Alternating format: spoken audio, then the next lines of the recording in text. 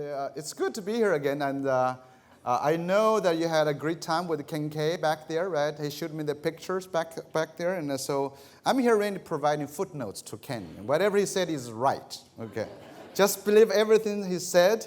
I'm just going to provide us why he is right. So today is to prove why Ken is right, okay? So that's the whole idea. So this is a great conference because one of the things I know you've been dealing with is that it's very American-centric. The American-centric, that is the Common Core standards. You've been dealing with that piece. So I have about several points to make today. Does everyone know what the Common Core is now? Even from Mexico, from other places? It's basically the best way to destroy America. That's what it's. That's the whole idea. So I can tell you that it's. So the first point I would like to make is about the Common Core. Really, I know the Buck Institute has been working very hard to make the Common Core work for the project-based learning. Australia is doing the Australian curriculum. I was just with ACARA, with the group of trying to make the new Australian curriculum. By the way, I just flew back from Perth, with Western Australia. So the Common Core is very interesting. I've been labeled as someone who is really against the Common Core. They have all kind of reasons to say that, which is actually true. But I've been telling people, I said, I have no problem with the Common Core if they are not common or core. Okay, so the reason for why is this? So this comes to do with the issue about what does it mean to have a common and core? Because when you have something common and core, you got to have something else that's not common and not core, right? So what happens is when you prescribe one way, one type of content for some people, you're going to ignore others. So that's actually, I want to start with that. Yesterday when Ken produced the student A and student B, the student A would be the product of a good Common Core, right? And the student B would not necessarily be so. So I want to think about, does the Common Core lead to the kind of education we want? And you are all here as teachers, as school leaders, as policymakers. You want to create an education that works for our children in the future, right? So if I ask you to define what is a true world-class education, what is in the high-quality education? So you may have come up with many different adjectives, many different measures, right? It's Australia, the Junior Gaylord wants to become top 5. Remember that? Number 5. I don't know what number 5 is doing what, but anyway, she's an interesting character, but there. And she doesn't like blue ties, by the way. That's what's the Australian joke. And now I had it. Now, what makes a good education? Do you know? Does the Common Core give you that? Does the PISA mix that? Every school now is held accountable to produce some measures, so you think it's leading your children to the great grand result, right? I don't know. I'm thinking about this. Let me actually try to find something here. I was actually thinking about, that's my daughter. If you cannot, she's 14. She's 14-year-old. She's in high school now. Whenever I think about education, I think about her. I said, okay, I want her to get the best education we can provide. So for you, if you are delivering education for other people's children, you should always think your own children. What you should give your own children. I just came back from Chicago. I've been flying a lot recently. I went to Perth, I went to Chicago. My son graduated from the University of Chicago over the last weekend. He's been very un-Chinese, by the way, and he got a degree in art history. I have to explain that to my Chinese ancestors. How did they get into, sidetracked into those kind of stuff? He's a lost child, for the Asians. And he went in to study actually economics. He was going to become a banker, like most Asians would become, and he decided not to. After 2 years, he said, there are too many darn Asians in economics, so he doesn't like it, and he wants to pursue art history. So you can imagine, he's almost 22, and he has spent a lot of my money. I have the right to demand a world-class education for him, right? But how do I know? So I've been thinking, I look at all these thousands of kids spending all their parents' money, graduating on that day, feel happy about it. I said, have they received a great education? So I have one simple criterion. That is, if he did not fly back to live in my basement in Oregon, that's great education. And now my simple indicator of a world-class education is one that keeps children out of their parents' basement. I know in some countries you don't have basement, you have attics, but you park your children somewhere. You have to keep them somewhere, right? But how do we do it? It's how hard it is today actually to keep children out of your basements. It is very hard. In the U.S., we have about 53% of our college graduates don't have full-time jobs. China is graduating about 7 million students this year, but 30% of them have a job. And that's according to the government reports, which is not always trustworthy, that. It's not always factual, but even that, Europe, EU, in the European Union countries, we got about a quarter of our youth are not employed. That's very dangerous, you know that thing? And also in South Africa, Brazil, Korea, we all face this youth unemployment issue. Now they've got education. They have spent a lot of money. In the U.S., we have college debt over $1 trillion. They have done their job. They followed the pathway to success. Now somehow it ended. What happened there? So that's our first big challenge. Our common core standards, the Australian curriculum, I think the BC are redoing their curriculum, all of them trying to reverse that, trying to say, okay, maybe the knowledge we prescribed for our children is not good enough. Is not high enough. Is not rigorous enough. We want to find the best knowledge to equip them so they can be college and career ready. So that's the general idea. But is that model actually going to work? That model is very much like this. You may not know what this is. This is high-tech stuff. This is called a sausage maker. This is actually a school. It's a school. You put all children in, you come out with nice sausages. And that's what actually the Common Core is about. The Common Core prescribes what kind of talent we need. That is, what kind of grades, quantities of sausage we want. That's the kind of thing. All schools are trying to become good sausage makers. It's just, and that is actually. Let me show you this. I got something even better to show you. Okay, so this is what our traditional education paradigm is. All our schools trying to start with the prescription of what the skills and knowledge our children need to be employed or to be a good citizen. Again, using King's term, to be employment or citizenship. But nonetheless, we all start by describing what our children should know. Right? So it's a very much a deficit model. I think you should know this. If you don't, you're bad. I'm going to fix you. Right? And at the same time, we ignore whatever children brings to the game. Because we think their individual differences, cultural differences, all of those things should be ignored. Or if they are useful to help us become better sausages, we'll use it. Or if they can distract from us, we'll get rid of that. So that's the whole idea. In the process, if you look at this whole thing, then we get teachers, schools, we measure you how successful you are in transmitting the prescribed knowledge to our students. That's why we ignore everything else. So you may be a nice piece of a ribeye steak, for example, but we don't like it. We want sausage. We're going to grind you into sausage, So, of course, you have different kinds of sausages when you produce. You have the Harvard, Stanford sausage. You have the community college sausage. You have the dropout sausage. There are sausages. We try to make them. And then if you make a less successful sausage, if you make too many dropout sausages, you're a bad sausage making machine.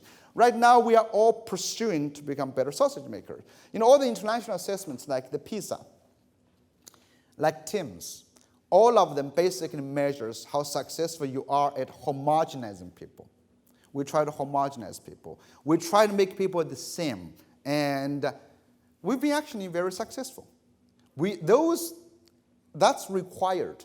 Reducing human talents was very necessary to make people very similar, very necessary. Also, reducing creativity was very necessary. People, we are born to be different, but societies have not always been able to enjoy or make use of all the diversity of human talents. Do you know that? We are all different, but some talents have to be more useful than others for a long time. The reason is that, look, some of the economical changes. This is the proportion of people in the workforce. We have seen a big decline over the last century in the farming industry. But before that, for millions of years, in the farming industry, we don't need a lot of great, creative, different kind of people, right? I grew up in a village in China. It's farming. It's still farming over there. I can tell you, people like Lady Gaga would be useless, completely useless. Why would you make use of her? What can she do, right? It's very true. Actually, so would Jobs, so would Lucas. George Lucas would be useless. He takes pictures. Why would who cares about the pictures? Right? I'm just think about those things. And also at that time, as a peasant, you don't need a lot of creativity to bring your sweet potato home either.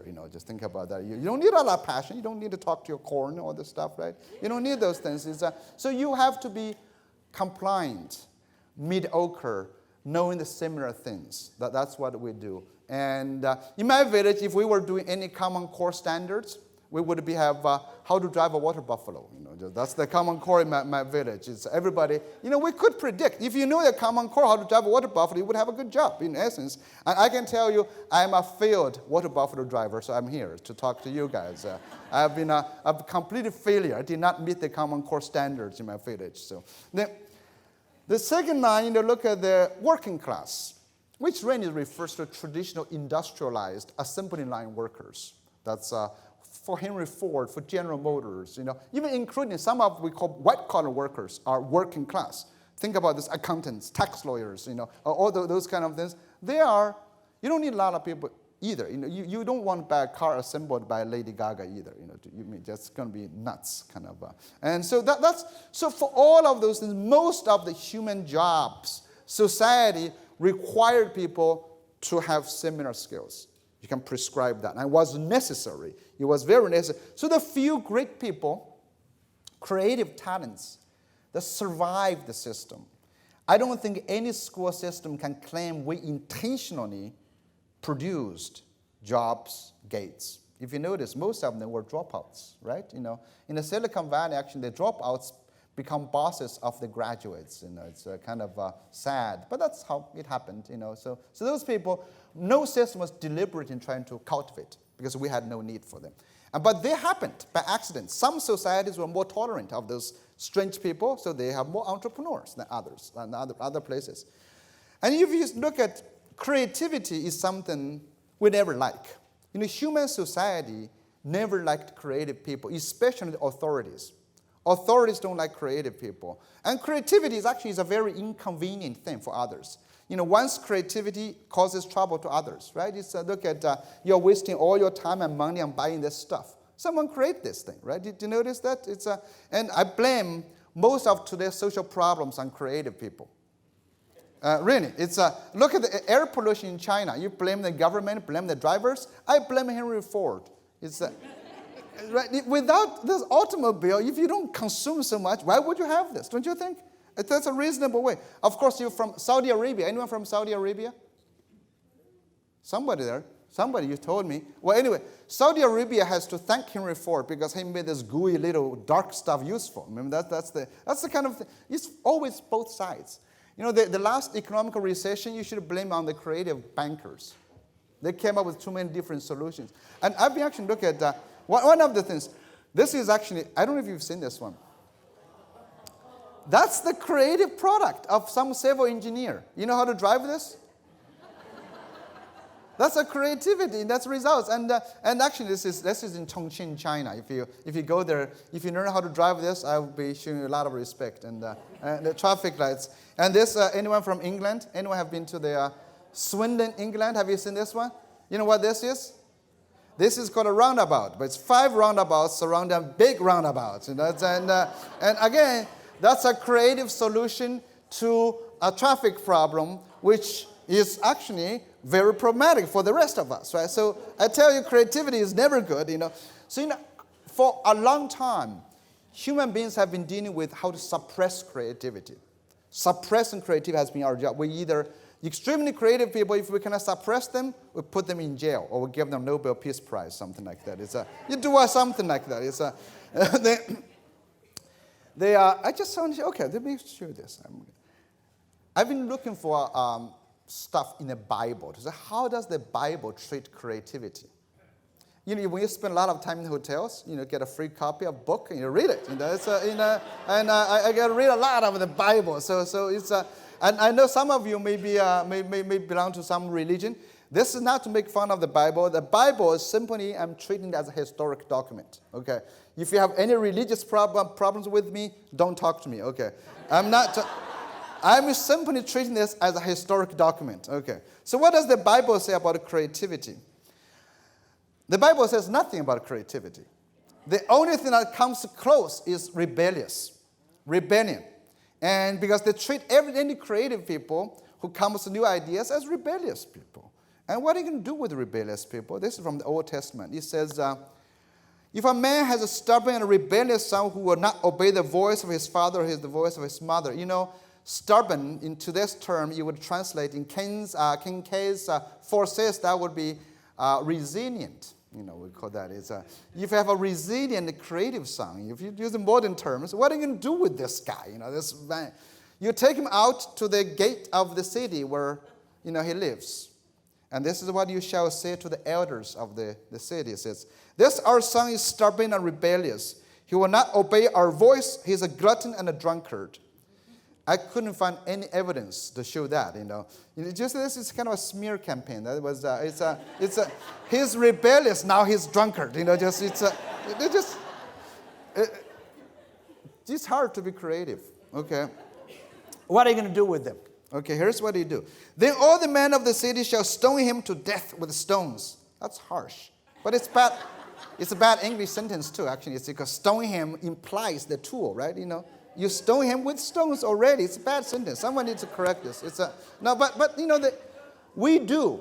I can say all our education has been about creativity reduction. And we do a very good job at it. Some of the data would show that, this is from George Lansdale in the 1970s. It was on divergent thinking skills. When you measure children who are 5-year-olds, about 98% of them would score at the genius level. After 5 years in school, we got 32%. We have stoned 60% of them already. So we just got rid of them. We're very good at those things. And then after another 5 years, boom, we get about 10% left. That's very successful. And if you think about this, many of you are mid-age, 44. We got 2% who are creative. So any of you, so you may be, you know, the 2% of creative people. You get hope when you retire, okay? So your retirement bounces back after retirement. Even George Bush is doing painting now. Can you believe that? You know, it's people can be creative. You have hope, you know. Even we have hope. If Bush has hope, everybody has hope. It's good. Now, how do we do it? How do we become so successful in reducing all this creativity? This is the second question, which is related to the first one, that's how they come on core, which I call the side effects of education. That is, a lot of times, education has nothing to do with the creativity. If you go to Google Books, you say, when did we begin to write about creativity? Only since after the 1920s. The millions of Google Books shows that creativity was not even mentioned before the 1920s and began to jump around year 2000. But we have been writing about children for a long time. You look at the lines, you can barely see the line of creativity compared to the mentionings of children.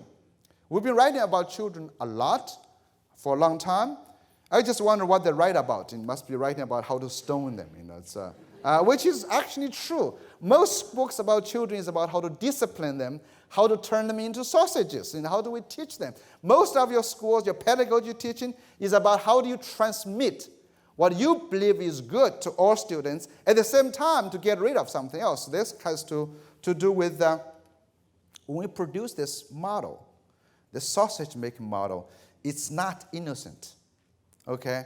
When you turn people into great knowledge masters, there is a cost. Michael Barber, who now works for Pearson, wrote this great article, essay called Ocean of Innovations. And he's trying to defend standards and accountability. He said the road to hell is paved with false dichotomies. Well, the road to hell is also paved with misunderstanding of false dichotomies. And he is trying to say you can have standards and creativity. I'm going to show you it's not very possible. Theoretically, might be. So you might debate with people like Mark Tucker said, well, you want to be creative, but you still need the basic knowledge. Yes, but whose knowledge and what knowledge? And who is going to pursue that? So the dichotomy in this process. In learning, a lot of times you think you're doing good. You actually may be doing something bad for your children. When you take medicine, you're always warned of the side effects, right? No medicine just does good. It has to do something bad. It's basically the whole thing. I'm a Chinese, I'm yin and a yang guy. There's no yin without yang. There's no good without evil. So when any medical procedure is released, you talk about its potential health risks. You ask the question, when you buy simple Tylenol, you are reminded this can cure your headache, but it can cause drowsiness. You may ignore it, but you shouldn't. In education, we pretend it doesn't happen. Actually, in education, it happens all the time. It happens all the time. I know in some reading programs, early reading programs, for example, early reading for children, they should have a warning label that says, this can improve your students' reading scores, but may cause them to hate reading forever. Right? Agree? Right? Yeah. Now, why is that? Why is that? There's something very simple. First of all, think about time. You only have so much time a day. If you spend time on one thing, can you spend some time on something else? It's not very possible. And then, if you want to be mediocre, if you spend time equally across all domains, you'll be mediocre in everything but great in nothing, which was useful before, right? Was useful. Then you can force people like Michael Phelps. Everyone knows this great swimmer. If you force him to be able to read before he could swim, he would still be hooked on phonics in some basement. And what does that mean? You may have turned him into a mediocre reader, but you've sacrificed a great swimmer. So that's something. And then there's something inherently antithetical in some domains. We know, for example, that creativity requires your ability to ask questions, to question the status quo. But a lot of our standardized testing demands you to find answers fast. If you get in the habit of finding answers, you are going to not get the habit of asking questions. At universities, we're already seeing that no child left behind children come to schools demanding answers, not interested in asking questions. That's very true. It's not, and also we know for sure different countries produce different things. We talk about how to become, who is a creative entrepreneur person? An entrepreneur person has to be confident. You need the confidence to become entrepreneurial. You need the ability to take risks to be entrepreneur and creative. All of this require passion, requires, all this alertness to opportunities, all of these things. But a lot of international data would show that countries produce great test scores and not countries produce great confidence. And actually, if I think about, I've always been fond of this question: why is America still here? I know the Canadians keep wondering that all the time. Why are you guys still there? You have so many bad presidents. You've messed up everything. You're still down there. I've been wondering about this too. Okay. But this question I posed here has nothing to do with that. It has to do with education. You people kept talking about American education is getting worse. You heard that every day on the media, right? American education is getting worse. It's in decline every day, every year. I can tell you, American education is not in decline. It's not getting worse. It has always been bad. It has always been horrible. It's been horrible. So why are we still here? How horrible have we been? Since 1964, the first international mathematics study showed, out of all the Western democratic countries, Americans' 12th graders ranked 12th out of 12 countries. Now that's pretty bad. You can't get worse than that, right? With those guys doing the worst, we have always been improving. So you can say, if anyone tells you we're getting in decline, say, no, we're not in decline. We've done much better than last one. Australia was number 11. Sorry about that. No. So with all this data, I show this thing. So we have been bad for 50 years, 60 years. But we're still here. America as a nation is still here. And not only here, according to Obama, said America still has the largest, most prosperous economy in the world. No workers are more productive than ours. This is Obama's State of the Union address. And by the way, I checked. These are actually true. These are more factual than some of his other facts. It's actually more factual. Think about that. Now, the question is that, how do you put these two things together? Why haven't the bad test takers destroyed America? Who helped America become still okay? I mean, I'd like to think it's people like me, immigrants. I came over here, solved your problem. But I'm not good at math either. So that's I may be Chinese, but I'm not good at math. So how do you explain this? This basically is the side effects issue. We talk about confidence. I'm going to show you about the confidence. American students have always been scoring below Asian countries. Asian education systems, Korea, Japan, China, Hong Kong, Taiwan, always scored below them, mathematics. But on all these international assessments, they always ask a question about confidence. Do you think you do well in mathematics? Do you enjoy mathematics? Do you value mathematics? And I can show you this data. American students, despite their mathematical ignorance, they're always confident. They're out-confident everybody. They just score above everybody else. That's how the data shows.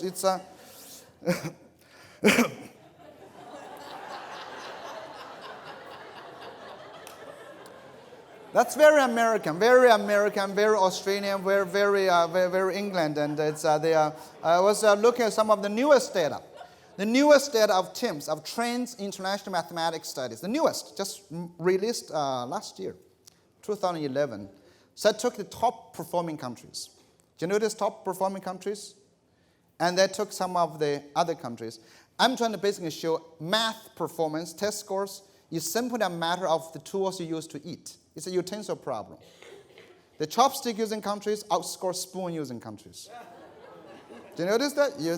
So if you want to solve your math problem, you can use chopsticks, But there's I think there's something about it, but I don't know. So I'll try to use both. And now,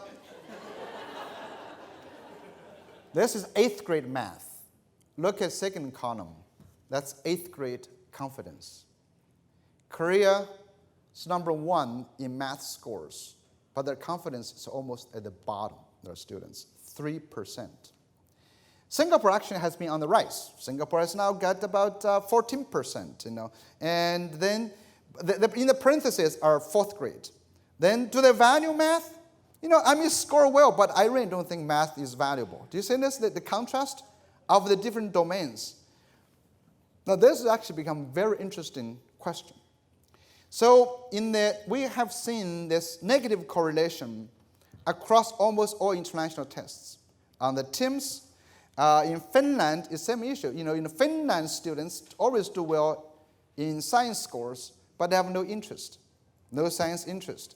So this actually, when people look at this data, people have different reactions to it. In the Asian countries, when those data were released, all the media were worried about how their children have no interest, are not happy, don't value this thing. The Hong Kong, for example, was number 1 in reading scores.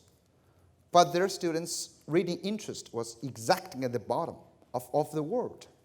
And so all Asian countries worried about this thing. So that's why in Singapore, you're seeing this thing has been improving. Singapore has been trying to improve their students' creativity, confidence for a long time. Since 1997, they've been reducing their math content by 1/3.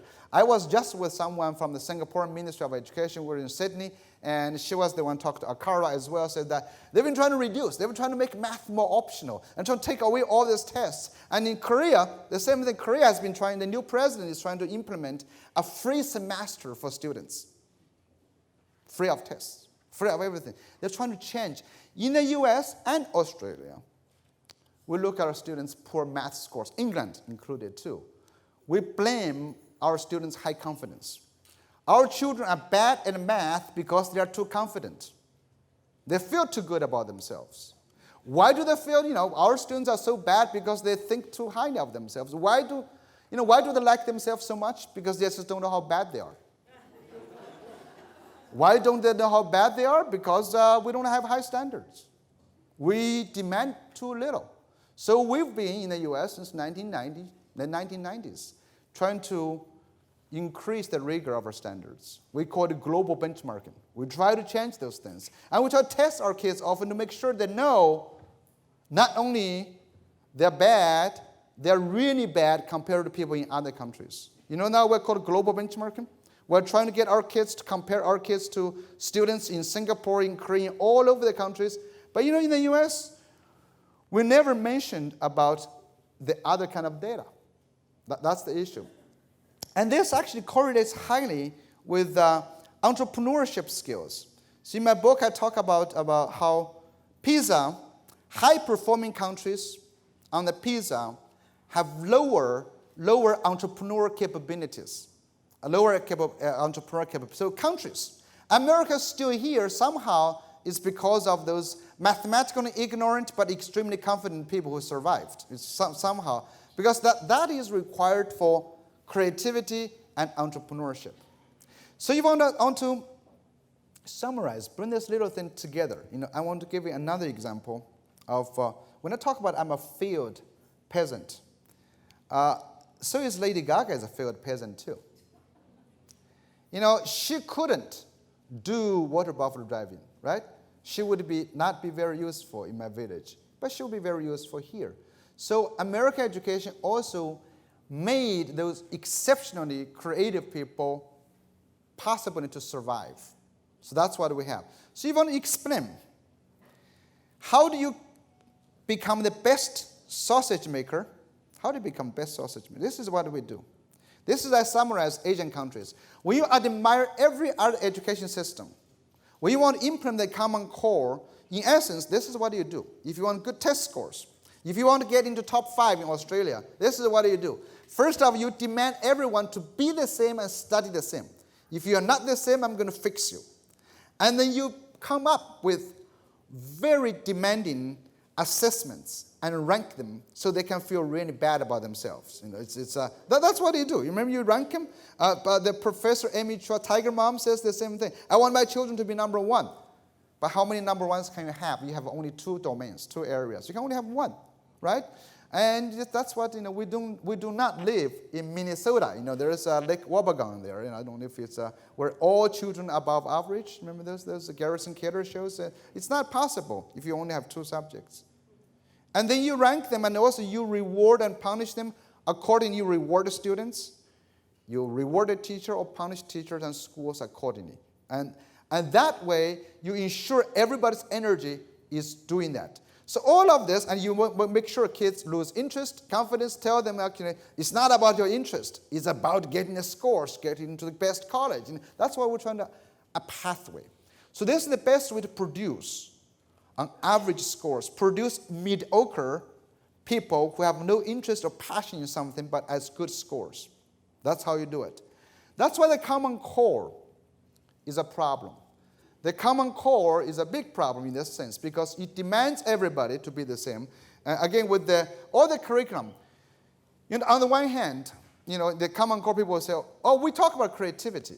We talk about all those things, but ignore, you actually can't. Talking about it is not actually what you can happen, those things. So come to this idea about knowledge. To be creative, you absolutely need a great knowledge. You absolutely need. But that's the knowledge you are passionate about. That's the knowledge to support your pursuit. So now to change this, where can we go? Where are we going with this thing? I talked about creating the new middle class, right? Remember we talked about where do we have the new people? What our new society will be, the new paradigm. When our children, 53% of not finding a job, says the traditional sausage-making machine is broken. Because our society does not need more sausages. We need some bacon, we need some risotto, we need something else. Not everybody's eating the same thing now, do you know? So where are we going with this? Well, I think here's where we're going with this. In the new society, when all the jobs are outsourced, automated, traditional jobs, the manufactured jobs, we need more creative people. So we have to really come to about three things. Number one, creativity now is not something nice to have. It is an economic necessity. If you're not creative, you won't have a job. That's very simple because all these different domains that are hiring those people, if those jobs does not require creativity, they're gone. Outsourced, automated. The second thing we have to think about is useless people have become useful.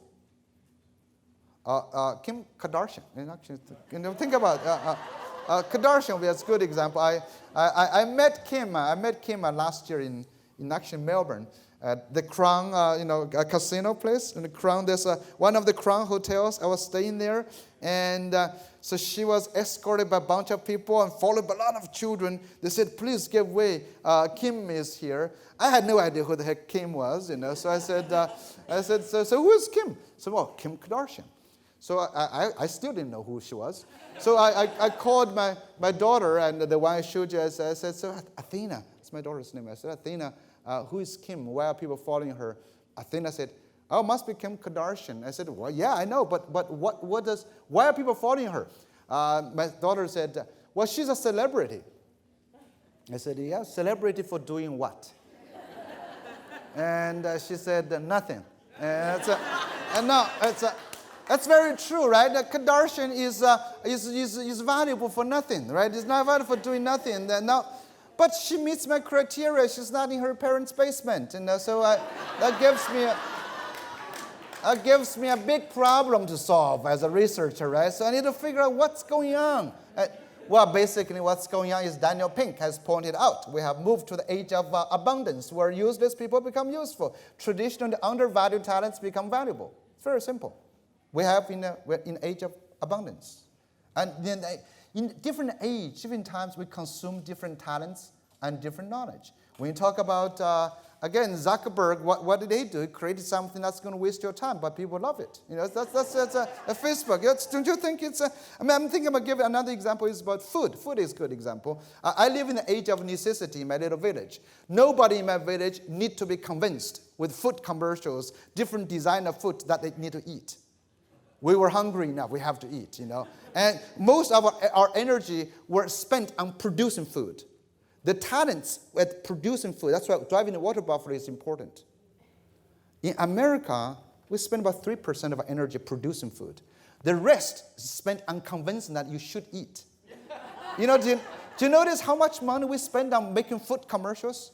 How many different kind of cookies you have there? There's simple calories, And in the U.S., the less calorie, the more expensive you are. You spend more money on less food. Why do you do those things? We do it, but the talents we need to produce those things are completely different. You need art. Look at the food, the ambience, the decor, the design, right? The interpersonal skills. Do you know how many inventions we have in the food industry? How many food channels do you have now? How many cooking shows do you watch? Those. But then after you eat, we have another industry, multi-billion-dollar industry, to help you lose what you just eat. Did you notice that? Do you think where can you make money by writing? 100 years ago, do you think you can make money, become a millionaire by telling people how to lose what they just ate? The South Beach diet, right? Susan Summers, all those guys are just nuts. And you wouldn't.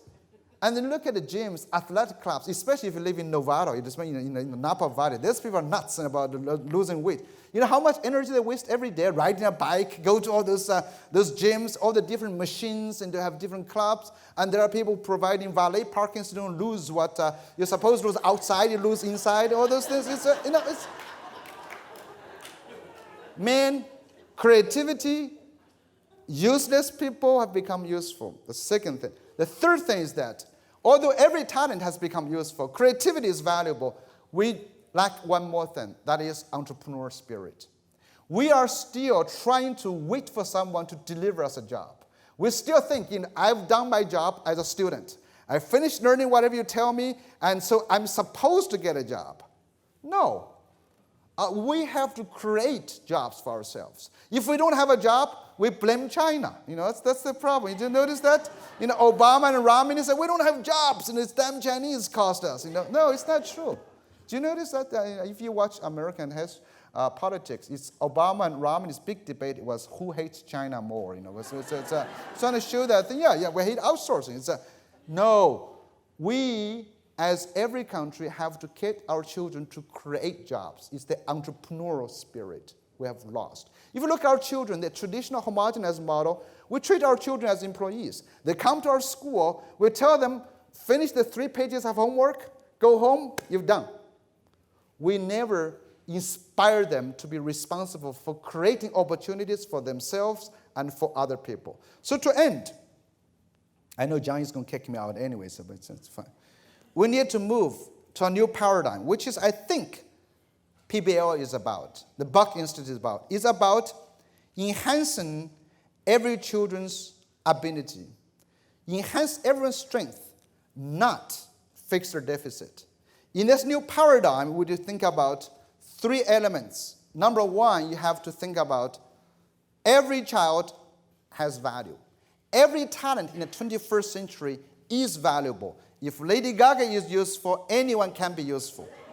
Okay, so remember that. Look hard at your children, what they can do, not what they cannot do. Look very hard, because now in the hyper-specialized economy, every little talent can be great.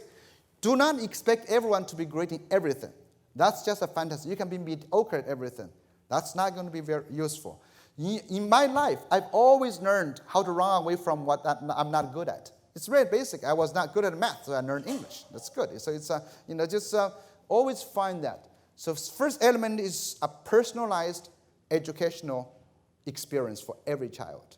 That's why the Common Core is going to actually narrow the curriculum.